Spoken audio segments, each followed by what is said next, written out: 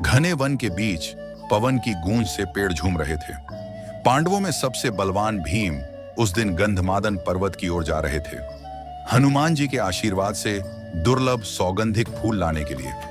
चलते चलते मार्ग में उन्होंने देखा, बीच रास्ते में एक वृद्ध वानर अपनी पूंछ फैलाकर लेटा हुआ है। भीम ने गर्व से कहा, हे वानर, अपनी पूंछ हटा दो, मैं जल्द ही इस पर्वत से पार जाना चाहता हूं। वानर मुस्कुराया, बोला, पुत्र, मैं बहुत वृद्ध हूं, तुम चाहो तो मेरी पूंछ स्वयं हटाकर आगे बढ़ जाओ। भीम ने हंसते हुए कहा, यह तो सरल बात है। और जैसे ही उन्होंने पूंछ उठाने की कोशिश की, वह तनिक भी नहीं हिली। उन्होंने पूरा बल लगाया, पर पूंछ हिली तक नहीं।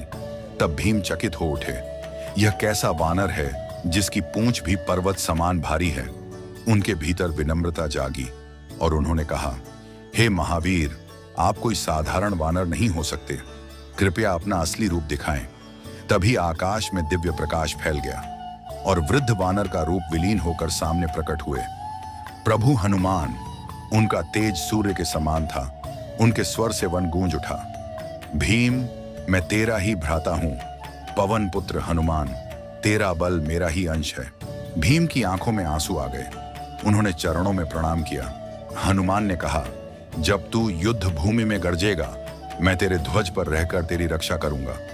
वन में दिव्य वायु चली और भीम ने अपने हृदय में असीम शक्ति का अनुभव किया।